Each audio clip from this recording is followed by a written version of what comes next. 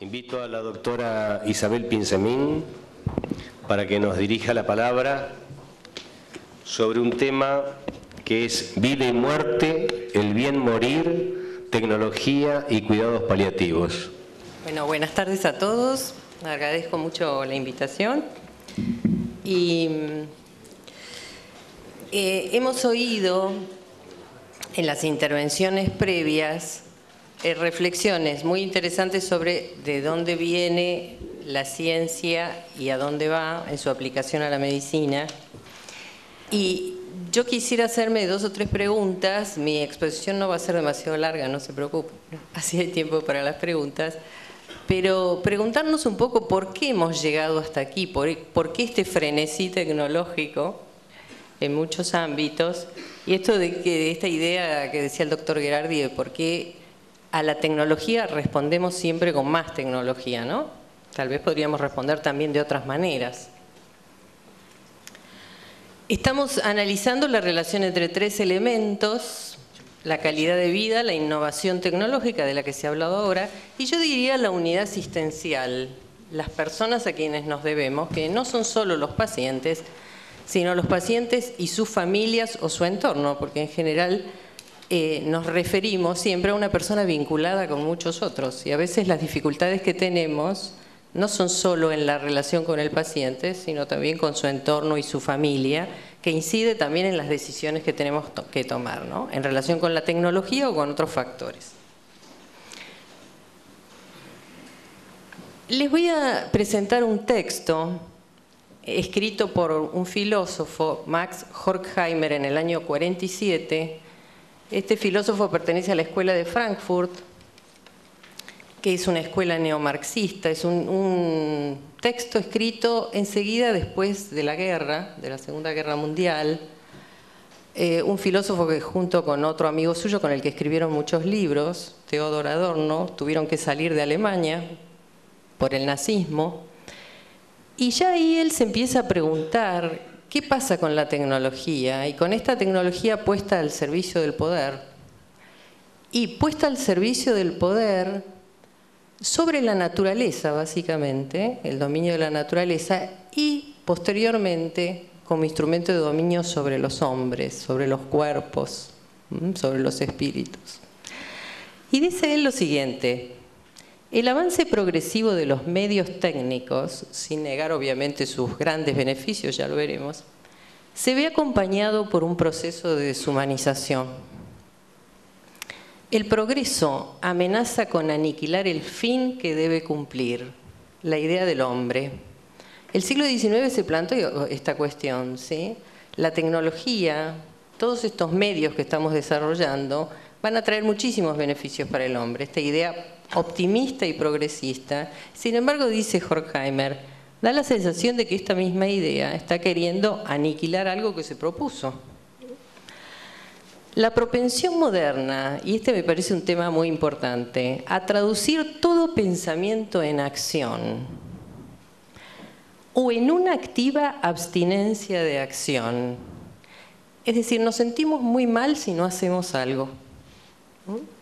O sea, siempre estamos pensando, y en medicina nos pasa un poco esto también, que la mejor respuesta a todo es una acción.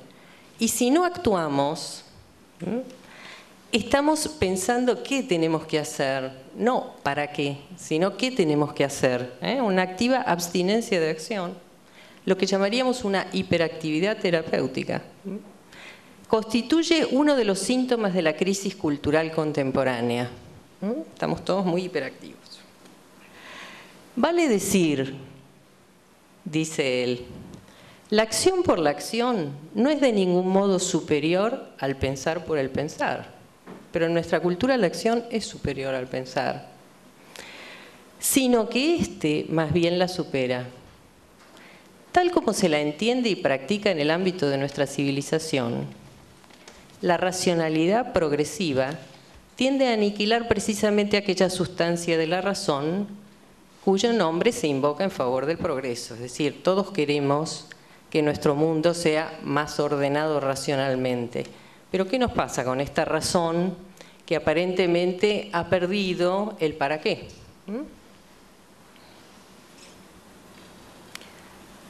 Distingue entonces Horkheimer, y acá voy al nudo de este primer punto, dos usos que podemos hacer de la razón. Un uso, este que está a la izquierda, más preocupado por los fines, por el sentido. Esto que nos planteamos de por qué hacemos determinadas cosas. Tomarnos el tiempo de pensar el por qué. Tiene la función de orientación de la vida humana, ¿sí? Son estas preguntas del qué, el por qué, el para qué. Lo que este autor llamaría un uso teórico u objetivo de la razón. Y por otro lado dice, hay otro uso de la razón, que es la razón que está muy preocupada por los medios para resolver problemas, las cosas útiles, las técnicas, es calculadora, está al servicio del poder y del dominio de la naturaleza y se pregunta básicamente cómo resolver determinados problemas. Y este uso de la razón, dice Horkheimer, es un uso subjetivo o instrumental. Tanto que una de sus obras se llama así, Crítica de la razón instrumental. Y esta razón, este uso instrumental de la razón se ha hipertrofiado mucho, ha crecido muchísimo. Y este otro uso ha quedado como eclipsado.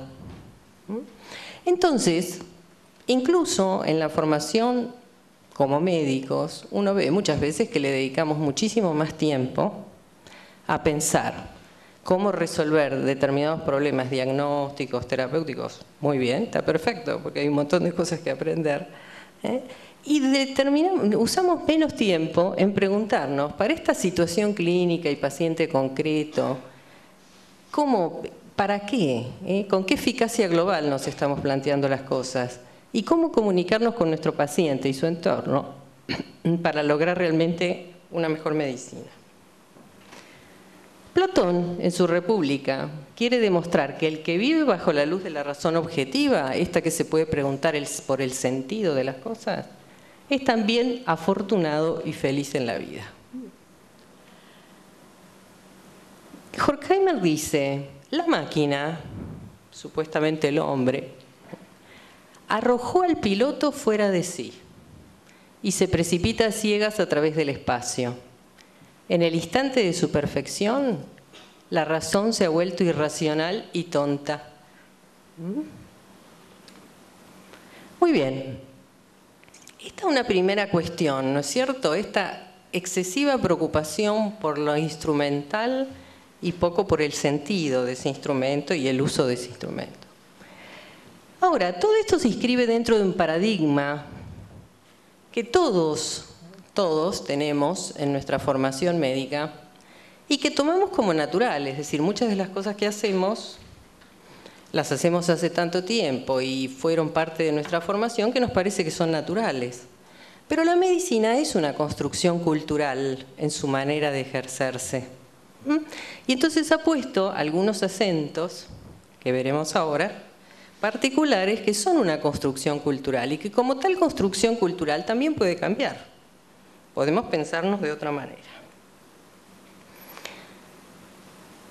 Desde el siglo XVIII, yo lo puse acá Villá, desde el desarrollo de la anatomía patológica, que fue un desarrollo importantísimo en medicina, muy, muy importante. Este era un hombre joven, murió muy joven por tuberculosis y se pasó montones de noches haciendo necropsias, para tratar de relacionar la enfermedad con alguna lesión que me permitiera determinar y distinguir cuál era esta enfermedad. ¿Qué sé yo? Por ejemplo, la tuberculosis, encontrar la caverna.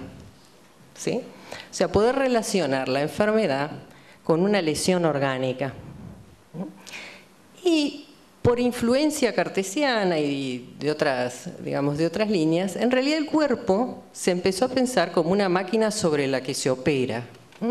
Esta máquina tiene alguna lesión en algún lugar, que es lo que yo tengo que encontrar, y a partir de allí se empezaron a desarrollar muchos medios diagnósticos. Piensen que es la época, por ejemplo, del estetoscopio para el examen físico, del desarrollo de las cuestiones que tienen que ver con encontrar algunos datos de laboratorio que me permitan identificar enfermedades. Se generó un desarrollo de la medicina enorme y muy eficaz, pero con una tendencia, obviamente, a pensar que el dolor del sujeto que se me presentaba, este cuerpo lesionado, el dolor era físico, exclusivamente. Pero cuando yo me encuentro con mi paciente, me encuentro con una persona que no tiene solo dolores físicos, ¿no? Me encuentro con un sujeto humano. Entonces, la medicina contemporánea se encuentra entre estos éxitos terapéuticos y las demandas sociales de intervención, esto que se decía antes, ¿no? La hiperactividad terapéutica y que si la medicina no cura, no es exitosa. Esta cuestión del objetivo de la medicina, la curación. Y por otro lado, el abandono de aquellos pacientes que ya no se van a curar. ¿Qué hacemos con los que no se curan? Entonces estamos en tensión entre lo que podríamos llamar el encarnizamiento terapéutico en algunas circunstancias y el abandono del paciente en otras. Cuando nos hemos formado más bien para curar y no tanto para atender a la situación de no curación. Pero ¿qué hacemos con los que no se curan? Que aquí están. Aquel está muy preocupado porque le acaban de dar el diagnóstico, ¿cierto? Y le acaban de decir que toda esta hiperactividad terapéutica ha hecho un montón de tratamientos, técnicas diagnósticas, qué sé yo, pero resulta que en este momento no hay un tratamiento eficaz, curativo para ofrecerle. Y sin embargo la medicina, que no tiene solo la función de curar, sino muchas otras, debe poder asumir a este otro sujeto humano. Morir en la era de la técnica. Más allá de que pensemos que y haya toda una línea que se describió hoy, un poco pensando en que a lo mejor podremos eliminar la finitud y la muerte, quién sabe. Sin embargo, nos seguimos muriendo por ahora, ¿sí? Y cada año mueren 50 millones de personas en el mundo y muchas de estas muertes ocurren en medio de un sufrimiento intenso e innecesario debido a la falta de medicamentos para aliviar el dolor. Por un lado, hay un desarrollo tecnológico complejo cuya accesibilidad a los sujetos concretos es muy variable. Hay quien puede acceder a esta tecnología y quien no. Y hay otras tecnologías simples y procedimientos simples que no están al alcance de muchos y que aliviarían muchísimo sufrimiento. En este siglo surgieron con más fuerza los cuidados paliativos como un llamado de atención. Hay otros enfermos. Están también los que se van a morir. Están también los que son incurables. Obviamente, los cuidados paliativos surgen un poco como un llamado de atención en relación con una actitud, con la incorporación de estos enfermos en la mira de la medicina, no para que todo el mundo haga cuidados paliativos, sino como una actitud que nos compete a todos, porque con estos enfermos todos nos vamos a encontrar. Además, el contexto cultural en el que nos encontramos tiene gran dificultad en hablar de la muerte. Y justamente estos enfermos nos recuerdan que somos finitos, que seguramente vamos a morir. Y ahí no hay gran diferencia entre nuestro enfermo y nosotros, porque en algún punto la finitud nos toca a todos. Hay un autor cuya lectura les recomiendo, que es Philippe Ariès, que analizó las actitudes de Occidente ante la muerte, desde la Edad Media hasta ahora, ¿sí? Esa muerte en la Edad Media, que era una muerte en la casa, que era una muerte familiar, que era una muerte, la llama él, domesticada, porque todos sabíamos que nos íbamos a morir. Y en un punto, cuando nos sentíamos mal, nos acostábamos en la cama y empezábamos a agonizar, ¿no? Dice que los médicos se quejaban mucho porque la habitación del moribundo estaba llena de gente. Y después cuando vino todo el tema de la higiene, en realidad parecía que no era la situación mejor para un enfermo, ¿sí? Pero la muerte era en la casa, era la muerte doméstica. Y después la muerte se medicalizó en la modernidad. Es decir, hay ciertas cosas en las que era mejor el hospital que la casa, para atender a ciertos enfermos. Y nos empezamos a morir en el hospital. Y dice Aries, lo raro de este siglo XX es que en este siglo siempre se habló a lo largo de la historia de la muerte, pero ahora la muerte es escamoteada. Tratamos de que la gente se muera lo más lejos de nuestros ojos posible, lo más lejos posible. Y en la cultura hay mucha muerte padecida, mucha muerte violenta, mucha muerte por falta de recursos. Pero hay mucha dificultad con lo que llamaríamos la muerte vivida. Esta es una expresión de un autor que se llama Vauvel, ¿sí? Que dice, esta vivencia de la muerte cuesta en nuestra cultura, se hace difícil. Y estos enfermos representan este hecho cultural tan rechazado. Nos tiene que ir bien en la vida, no nos podemos morir. Este sujeto que viene con un diagnóstico de enfermedad incurable, de enfermedad no tratable desde el punto de vista de la curación, viene con un sufrimiento que es complejo, que no es tal como el paradigma aquel que hemos aprendido nos dice que el sufrimiento es solo físico. No, viene con un sufrimiento que es un sufrimiento complejo, que tiene componentes físicos, por supuesto, pero también tiene componentes sociales importantes. La madre que por ahí tiene chicos y va a morir, ¿qué va a ser de mis hijos? ¿O qué va a ser de la economía de mi familia? Aspectos psicológicos, aspectos que tienen que ver con la ansiedad o la depresión que produce este diagnóstico y su seguimiento. Aspectos existenciales o espirituales, ¿sí? La cuestión de ¿para qué viví? ¿Cuáles son las culpas que andan dando vuelta por ahí? ¿Qué sentido tiene la vida? Esto sea en un marco religioso o no religioso, pero son preguntas que frente a la inminencia de la muerte surgen, ¿no? Justamente hay un autor que dice que el sufrimiento, que es imposible de erradicar, porque por más que atendamos al sufrimiento, hay dimensiones del sufrimiento que escapan a nuestras posibilidades de intervención. Sufrimos como seres humanos y por más que nos alivien, hay sufrimientos que pueden permanecer. Y él dice, los cuidados paliativos, esto es en el sentido de la atención a estos pacientes, deben ser concebidos como el ofrecimiento de un lugar seguro para el sufrimiento, un lugar en que las personas puedan lidiar con su propia muerte de la manera más constructiva posible. Y acá también tiene que ver con la elección de las intervenciones. Y en este sentido planteaba la relación con la tecnología, en el sentido de decir, bueno, ¿qué cosas hay que hacer y qué cosas no hay que hacer? En general son situaciones de despersonalización causadas por la muerte en un lugar extraño, la desatención de las necesidades espirituales y de otras necesidades básicas, la vivencia de la soledad y la falta de cuidados. Todos sabemos que en esta etapa suele haber una discontinuidad terapéutica. Muchas veces la gente no encuentra un médico.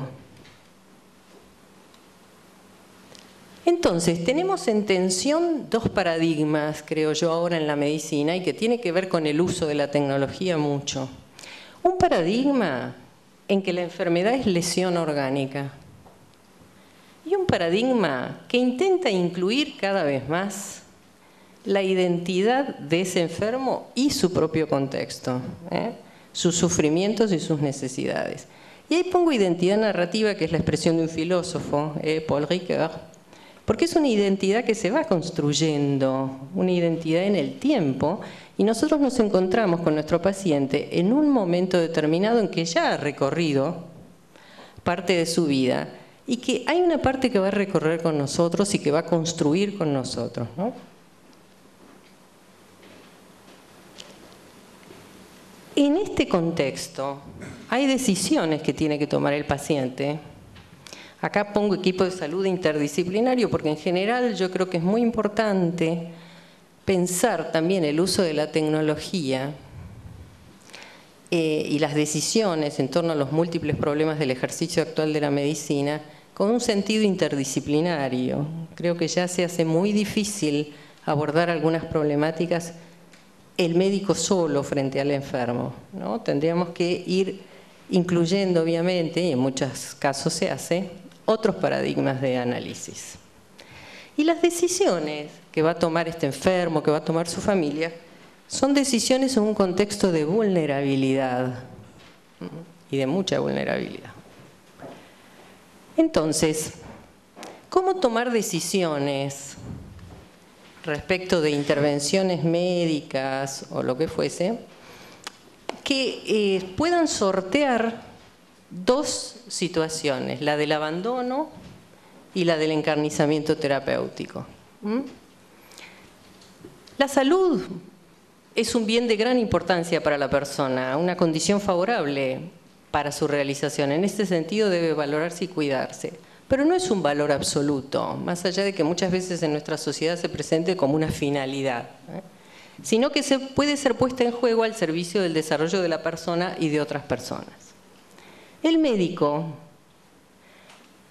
en la asistencia a la que el enfermo tiene derecho, debe facilitar elementos para la toma de decisiones adecuadas en relación con la situación. Y lo primero que digo ahora es que la decisión acerca del uso o no de determinada tecnología, de determinada técnica en relación con el enfermo no es decisión exclusiva del médico, es decisión con el paciente. Entonces, primera idea que quisiera dejar claramente es que las decisiones deben ser tomadas en conjunto, médico y paciente. Y en esto, por ejemplo, les traía una cita que me pareció interesante, ya muy antigua, fíjense, de 1500. Pero dice, ciertamente nadie puede estar obligado a soportar el enorme dolor causado por la amputación de un miembro o por una incisión en el cuerpo, pues nadie está obligado a conservar la vida con tanto sufrimiento. Y aquel no debe ser considerado un suicida. Sin duda es cierta aquella frase del romano Cayo Mario mientras le abrían la pierna: la salud no es digna de tanto dolor. Ya muy antiguamente se pensaba que hasta qué punto llevar esta intervención médica. Acá aparentemente Soto piensa que hay límites. Entonces, ¿cómo evaluar lo éticamente adecuado entre el abandono y el encarnizamiento terapéutico? Lo primero, hay que pensar que la evaluación que vamos a hacer se refiere al uso de un determinado medio en una situación concreta. O sea, nunca pensar la decisión como una decisión abstracta, voy a usar tal medio. No, pensar este uso en el paciente concreto. No al medio en cuanto tal considerado en sí mismo, porque los medios no son ni buenos ni malos. Las cosas, los objetos, no tienen una cualidad ética. Solo las acciones humanas pueden tenerla. Es decir, que no hay un medio tecnológico bueno o malo.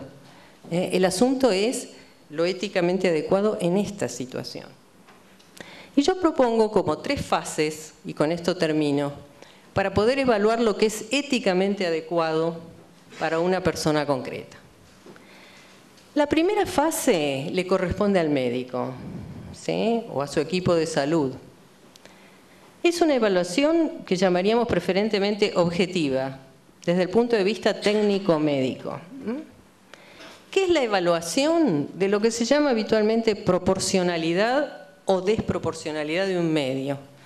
Es decir, para esta situación clínica concreta, este medio ¿es proporcional? Es decir, ¿tiene sentido su uso y puede ser eficaz en esta situación o no? Y acá distingo una cosa de la que habló el doctor Gherardi antes, que sería la eficacia médica, la eficacia de los parámetros clínicos, ¿sí? Por ejemplo, subir el hematocrito, y realmente la eficacia global para el enfermo. Es decir, ¿qué sentido tiene, por ejemplo, en un enfermo que está en fase terminal, hacer una transfusión, supongamos, para mejorar el hematocrito? En unos sí y en otros no. Pero no se trata así solamente de eficacia médica, sino de eficacia global. Primera fase, entonces, tiene que ver con el saber del médico y la determinación que el médico hace de los medios que pueden ser proporcionales o no en esta situación. La segunda fase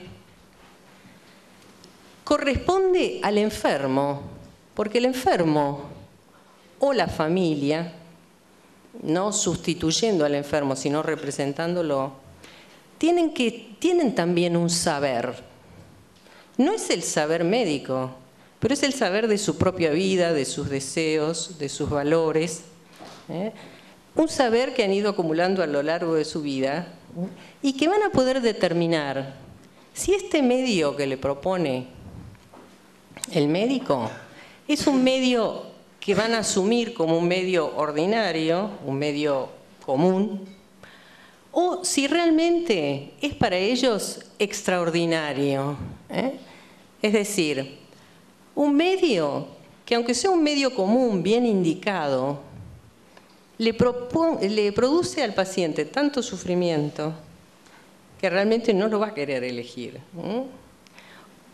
Porque le produce mucho dolor, porque los costos son enormes, porque, y acá hay un tema de salud pública importante, porque el miedo en relación con el empleo de esta técnica es mucho, porque la eficacia global es baja, distintas razones por las cuales el mismo enfermo puede tener su propio juicio ético y pensar que realmente no quiere utilizar o sí este medio. Y una tercera fase en la que la síntesis entre el saber del médico y el saber del enfermo puede mostrarnos que hay medios propuestos por el médico que son proporcionados y que son ordinarios y que, digamos, probablemente elija el enfermo, aunque en algunos casos no. Medios proporcionados, pero que evalúe el paciente como extraordinarios y a los que realmente se puede negar por distintas razones. Medios desproporcionados y ordinarios, esto lo vemos en la práctica, ¿cierto? Que este dibujo que veíamos al principio de ese hombre enchufado por todos lados, a lo mejor un medio extraordinario en un momento determinado, pero que la gente quiere que este medio se utilice, porque siempre queda esa esperanza de curación, si no se ha dialogado suficientemente. Medios desproporcionados y extraordinarios, ¿no? Acá habría una evaluación de la adecuación médica del uso de un medio tecnológico, lo que fuese.